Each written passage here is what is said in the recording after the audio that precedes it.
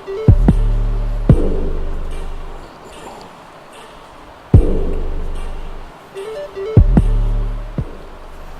everyone, welcome to Binayak's workout routine, his training template. And just as I've said in all the other videos before this, well, not all the others, there are only 2 other videos. What I'm going to be doing is I'm compiling a playlist wherein I will explain each of my trainees' workout routines and progression schemes and sets and reps and what methods we're using for which exercise or body parts or anything like that, and basically giving you guys a very transparent and detailed glimpse into how I'm training whoever it is that I'm training. And right now it just so happens to be that everybody's workout routines are getting revised because either people are coming off like short-term layoffs, or they're getting back to training after hitting certain maxes, and then they've not really worked out heavily or steadily after like 3-4 weeks, and then they're coming back to it. So basically everyone is getting a restart, or rather they're getting a new workout routine or new template. So I thought that with this we'll keep it fresh and make sure that I take advantage of this and I start posting about their workouts. So this video is unedited, it's raw, and it's unscripted. So bear with me in case I goof up with something, but I'm going to try to be as concise as possible. If you haven't watched the other videos, I suggest you do, but I will preface this by saying that everybody has a similar warm-up before they start lifting, and this warm-up is for each and every single workout day. It doesn't matter if it's an upper body day or a lower body day. They're going to be doing 10 to 20 minutes of cardio either on the cross trainer or the Stairmaster, something that involves both the hands and legs. We don't want to do something like just biking or only on the treadmill type stuff, because that's like largely lower body, doesn't really work with upper body muscles, but cross trainer sort of like does the job. So we want something like that for 10 to 20 minutes. We follow that with mobility drills or activation drills or dynamic stretches, whatever it is that is required, if anything is required. So there's a caveat to that, because I found that most people, if you've been training for a while, you don't really need to necessarily go overboard with the mobility, hip mobility stuff or anything like that, but in general you might want to like do some ankle mobility work just to get like prepared. Again, this entire time when you're warming up, usually it's a transition from whatever it is that you've been doing before you showed up in the gym to like actually lifting your weights and getting into your workout routine. A lot of times, especially when it comes to like strength training stuff, you're not supposed to do your thinking on the gym floor. It's like all that thinking and planning for your workout is your homework, and then when you show up to the gym, your job is to just execute. And this type of warm-up system is supposed to help you transition between whatever it is that you're doing outside to like remembering what you were thinking about before all of your day started or whatever, and then like actually lifting the weight. So that's the background behind it. And then the third thing that everyone is going to be doing is the lunge and press, where they do a forward lunge holding 2 dumbbells, a dumbbell in each hand up to their shoulders, and then you take that forward lunge, and then at the bottom position you do an overhead press with those light dumbbells. They're supposed to be light, and then you come and then you stand back up, and then you take the next step. So it's a lunge and then press and then lunge again. And if it's a lower body workout that you're going to be starting, then you want to be strict with your form, whereas in the sense that the rear leg that you have, the knee of your rear leg should be like close to the floor, and you want to be strict with your lunge form. But if it's an upper body day or an upper body only day, you can like be loose with your form. You don't need to be very, very strict. So keep that in mind. But it's these 3 things will make up the warm up, and it's pretty much the same for every single workout. The next thing is that everybody this is a common theme. Everybody right now is a deadlift specialist, and everybody wants to get strong on the deadlift. So all of these routines are designed for people who want to get strong on the deadlift, in the sense they want to get maximal strength. They want to train the deadlift for maximal strength. Everything else is hypertrophy based, and what we're doing with deadlifts is that they're placed on a day all to it by themselves. There's nothing else on that day. It's like a maximal strength training day.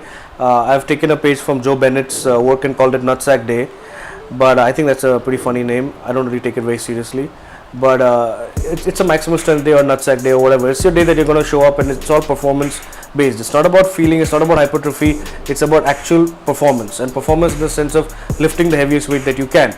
It's a max effort day if you want to be Well, it's not max effort in the sense that every time you're going to be lifting your maximal, your 1 rep max, but we want to get there. Yes, we work with very high percentages in terms of intensity. Most of the time we're working with like 90% and more, because it's the only lift that we're really blasting. All the other lifts are sort of like either on maintenance or like for reps, and with much lesser intensity. So given that everything else that you're training is light or lightish in relativity to your deadlift, so that is how you can get away with training your deadlifts like truly in the maximal end range, and that's what we want. We don't want sub-maximal weights, unless of course it's like technique work or something that you're doing with regards to that, like working on your technique or your form or stuff like that. You want to be able to train your deadlifts heavy and strong because you want to deadlift big. Keep that in mind. No one's forcing anybody to do anything here, whether it's Binayak or Kapil or Nathan or Dipen or Kanishk or anybody else that I'm training.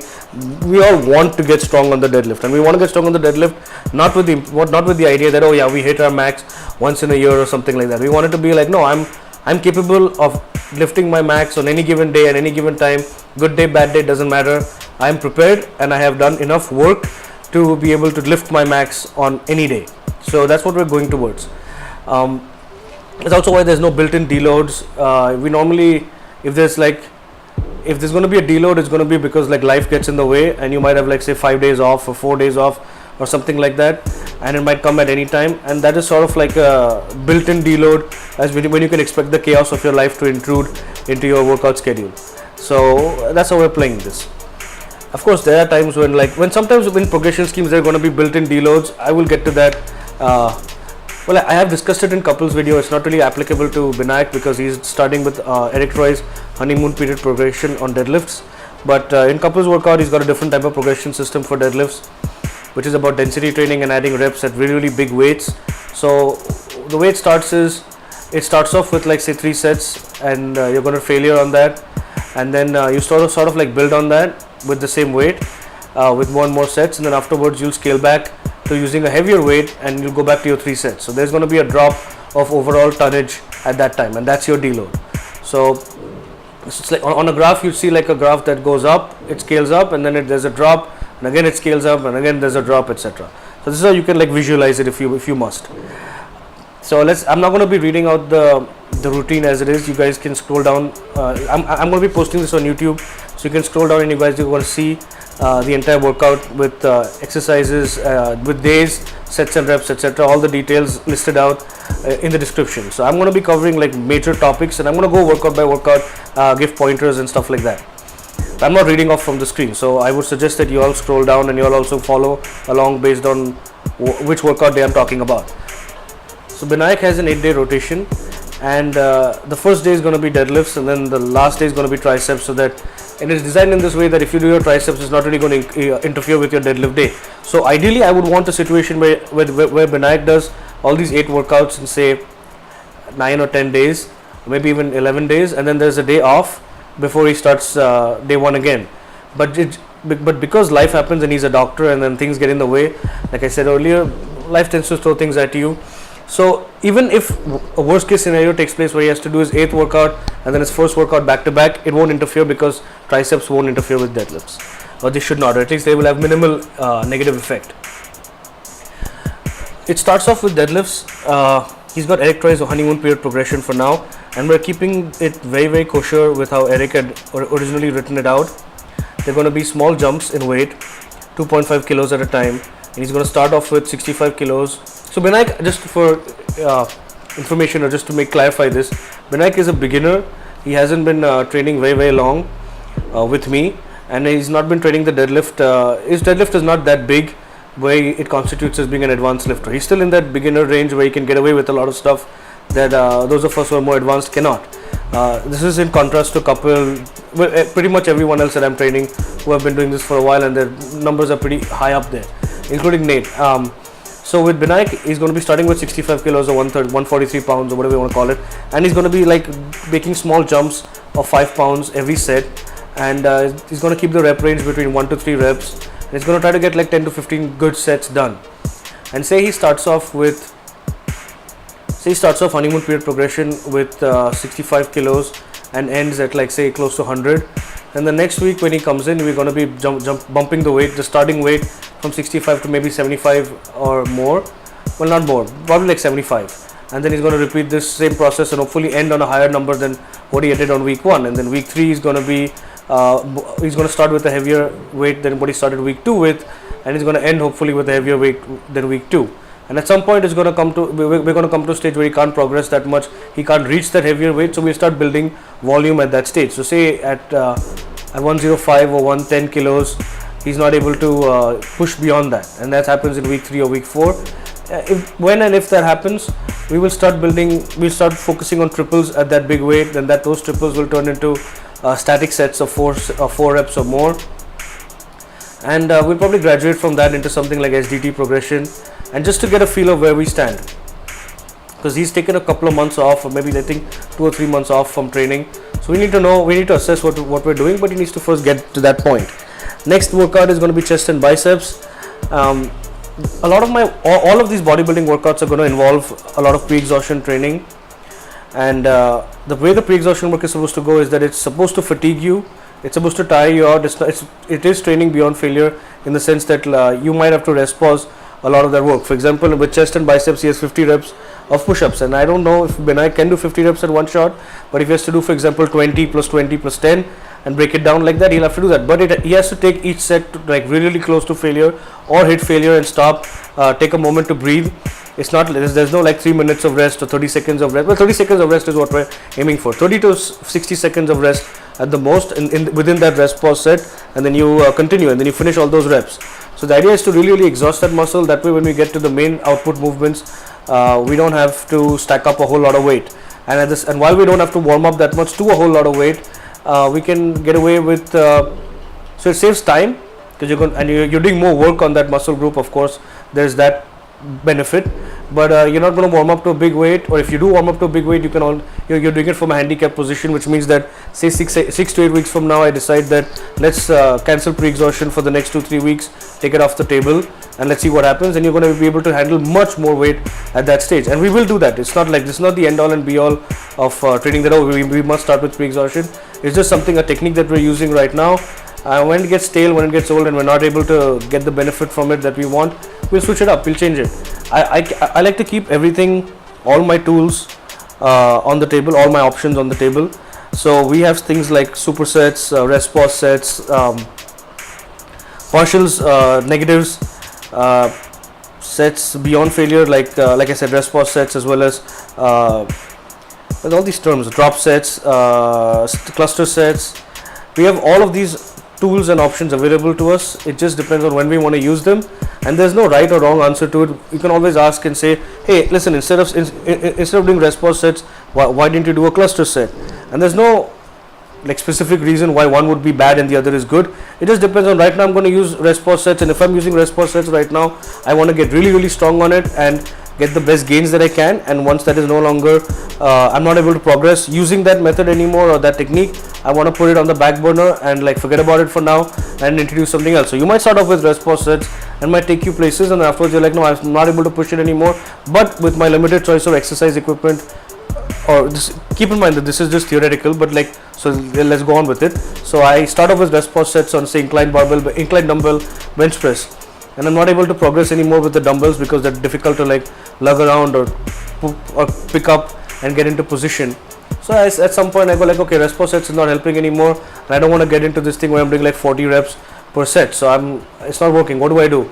Well, then we might switch from that to doing cluster sets at that point, and then see how it goes for that. And then after that we might say, okay, let's do drop sets or something else. So then we transition when progress is no longer easy or when it becomes very cumbersome. So keep that in mind. All our tools are on the table, and pre-exhaustion is just one of them. So we start off, so he's got pre-exhaustion on every single workout day except for squats, because the idea of doing squats is to actually get good at squats and get strong at them. And we want to get strong at squats right now because there's a big gap between heavy lifting days, because he's got deadlift day as day 1, and that's going to be a day in which his body lifts something heavy, and then it's like subsequent like lightish, well, in the sense that he's not going to be lifting any weight that's close to his deadlift weight all throughout.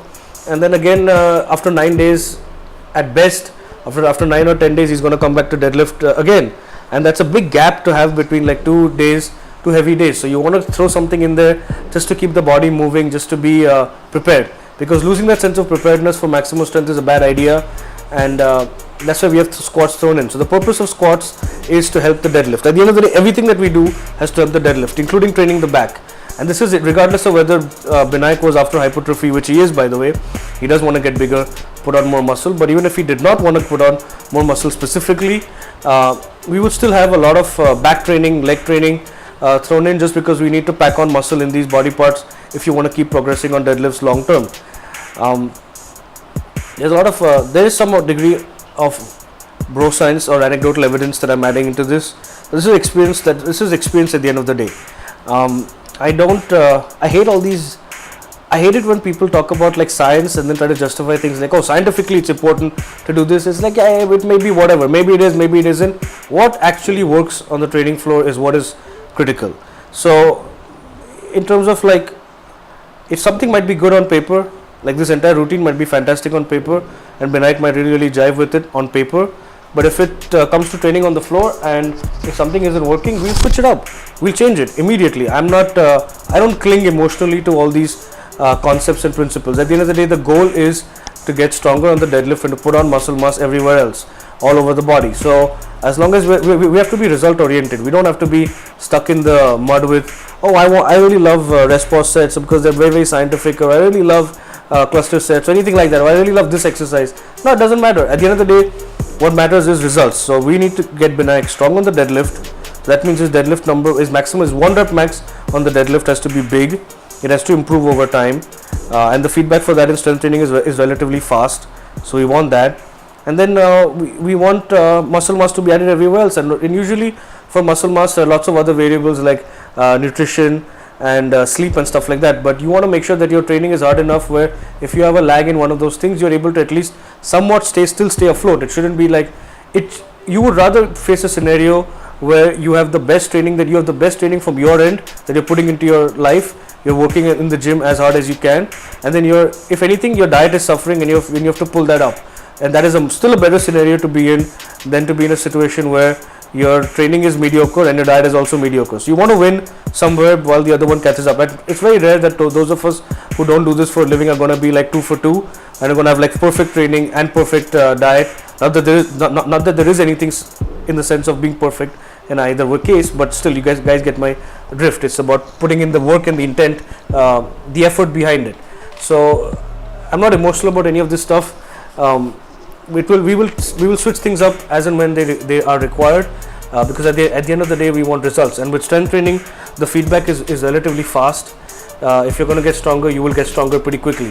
If Binayak is capable of doing 100 kilos for 10 singles right now, and tomorrow, and like 3 weeks from now he's able to do 100 kilos for like, or maybe more than 100 kilos for doubles or triples for more volume, and that means that, yeah, he has definitely gotten stronger. We don't know exactly how much in terms of his 1 rep max, but his workload capacity has definitely improved, and that is a step towards getting stronger long term. So we want that. So the feedback there is pretty immediate.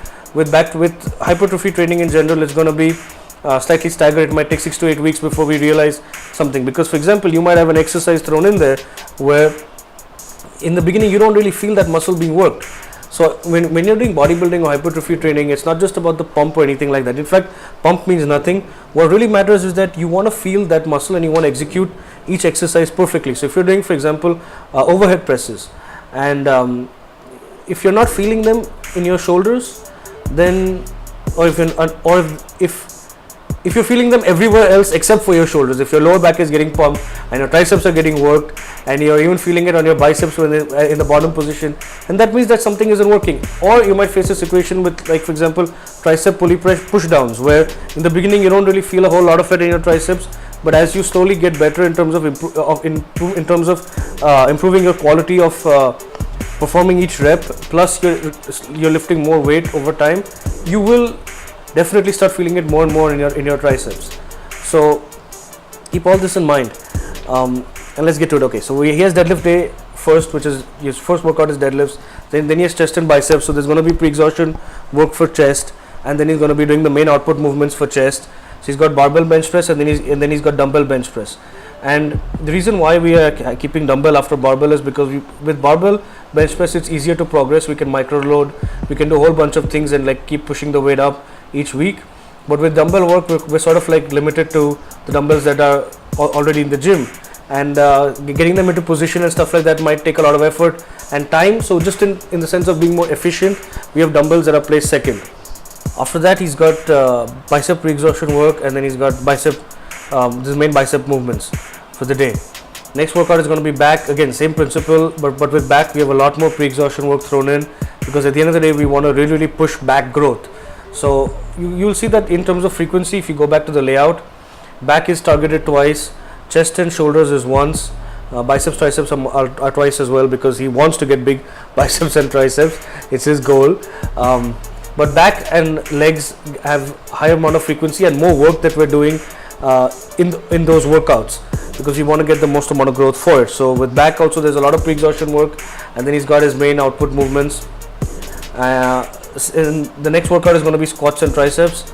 So squats, again, he's got his honeymoon period progression, and I don't want to, my description about honeymoon period progression is not a full summary or an accurate, but it's accurate to the extent of how Binayak is going to be using it, but it's not the end all and be all of what Eric's article is about.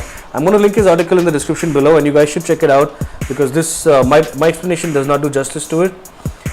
We have a situation with honeymoon period progression where we can like play around with the reps. Like there's a guideline. At the end of the day, all these rules don't really mean anything. Like we might have rules that state that, okay, so like for example with shoulders, there are a lot of ways that you can tackle shoulder training. So we've got a pre-exhaustion work for shoulders, then we've got cable side raises, then we've got a free movement like one arm dumbbell overhead press, or a barbell overhead press, or a seated barbell overhead press, and then you throw in like a machine shoulder press.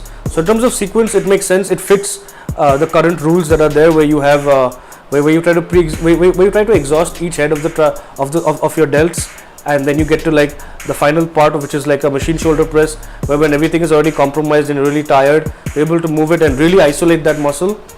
And that might make sense. It's a good it makes sense. But however, we can flip it, where you can have like machine shoulder presses first, and you like really focus on it.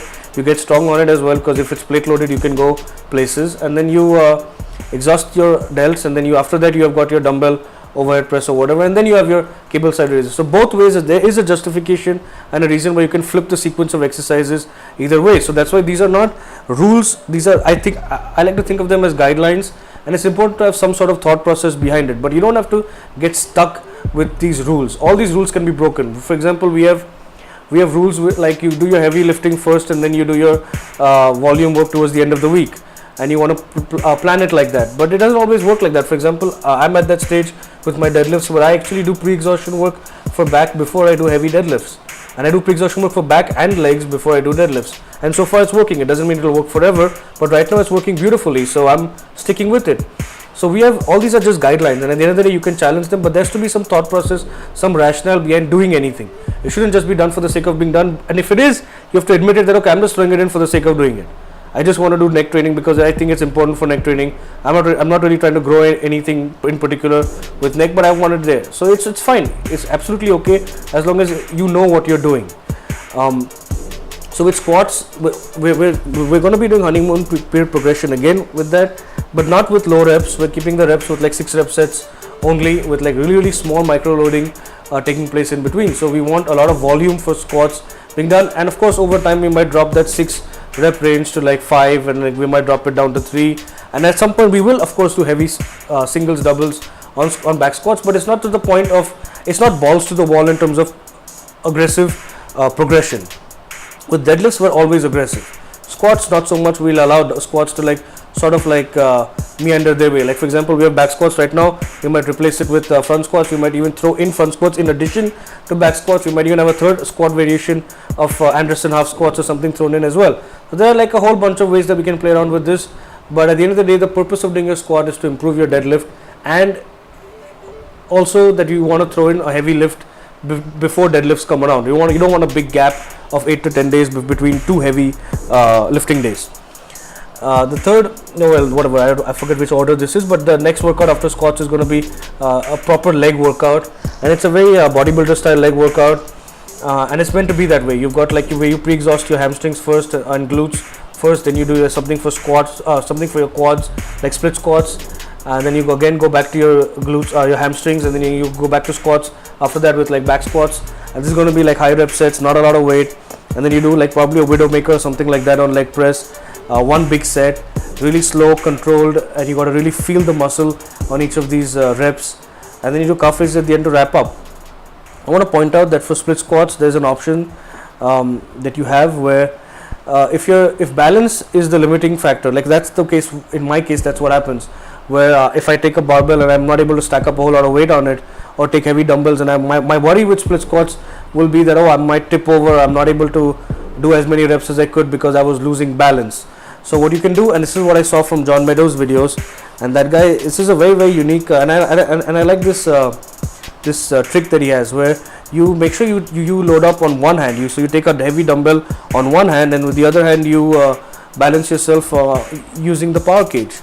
So you drag your bench to the power cage, and then you sort of like do a split squat inside the power cage with one hand out to balance yourself. It could, if you had a good safety squat bar, which I do not. I mean, I love my safety squat bar, but it's not one of those bars that is like properly where the handles are placed at the same angle of your cambering, so that the bar cannot actually slip off. Mine is placed at like at a 90-degree angle to the cambering, so if I do not hold the bar, it will slide off if I don't hold the handle. So it's designed in that way. And if you have a split a bar, an SSB which has got which is well designed, which is not going to fall off, then I think that you can really go heavy on split squats, and it is going to benefit you greatly. So split squats, this is one of those tricks for that. Oh, then he's got a shoulder workout, and I just discussed the reasoning behind keeping each exercise sequence, the sequence of exercises a certain way, and it's going to be followed up with biceps, and then the same pre-exhaustion book that we have for biceps. In this case, we're not going to be doing a lot of reps because I'm worried about overuse injuries with biceps. So what we have is just like 5 to 7 heavy negatives, and you might not necessarily do them as one set. It could be like few sets in between. You might need to take a breather, but Binayak is going to do, basically he's going to cheat curl or whatever it is that's required. He might have someone help him out, where he's able to curl the weight up, and then on the way down we want to like really stagger and really draw out the negatives. And so we're talking about like we want to ideally have negatives which are more than 10 seconds. Like at worst they should be 10 seconds.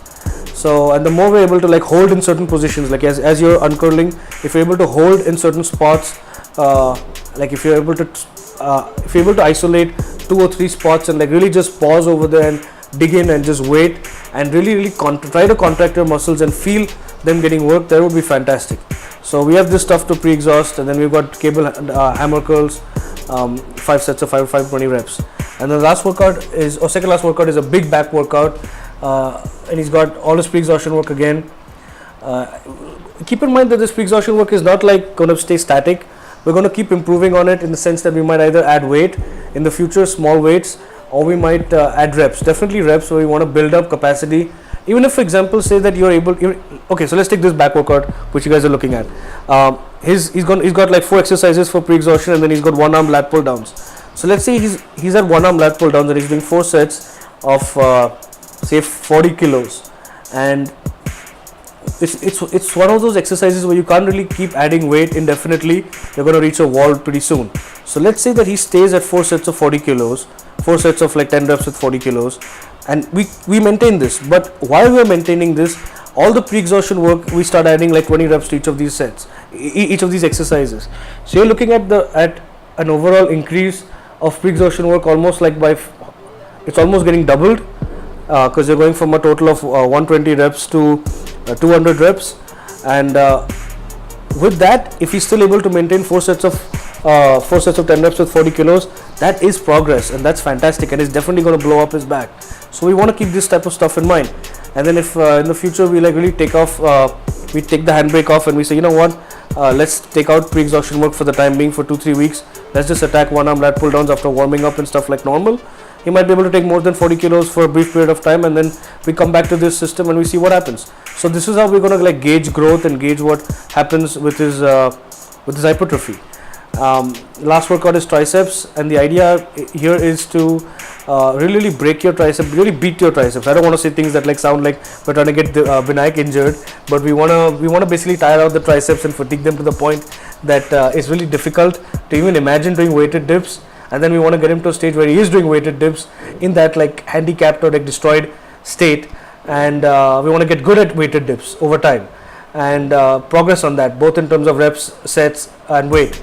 And this is what's going to like really get the arm growth going. Also, I mentioned this in Nathan's video, and I think I went on a sort of like a rant, or not a rant, but I tried to list out the benefits of weighted dips, but I'm going to keep it very simple. Weighted dips for me, I like to throw it in for everyone that I train, because I think that like right now, so it's on multiple levels. First level will be that Binayak right now is focusing on the deadlift for maximal strength, but that doesn't mean that his whole life is going to be locked into the deadlift. In the future, he might want to do heavy overhead presses or heavy bench press, and the one exercise I can think of that will benefit any pressing work that you're going to do for your upper body is the weighted dip. So we want to keep weighted dips for that, because long term it's going to pay off. Secondly, if you're able to take a big compound movement like this and really get strong on it after doing isolation work for the same target muscle group, there's no chance that you're going to avoid hypertrophy. So you will get bigger. There is no other option. So it's kind of like guaranteed success, and this is sort of like going to seal the deal on that. So I want this there for that as well. And third, I think that weighted dips by themselves, even if you take all this other reasoning and justification and all that stuff away, I think weighted dips are really fun, and Binayak seems to love them right now, and that's why I want to keep them in. They're a fun, cool exercise to do.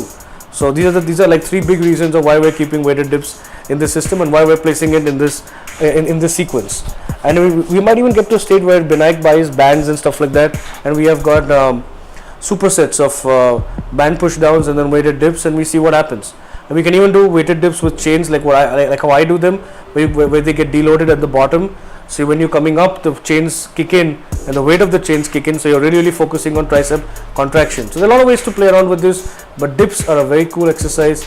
Sort of like I think you should keep them similar to how we should probably have squats at all time. Like some form of a squat is good for you, or some form of a pull is good for you. In that sense, like some form of a dip is good for you. And that's about it. That's his whole training routine right now. If you guys have any questions, if you guys want to know anything, please ask me. And I think in a couple of days I'll post someone else's workout routine as I roll them out. Thanks a lot for watching, guys.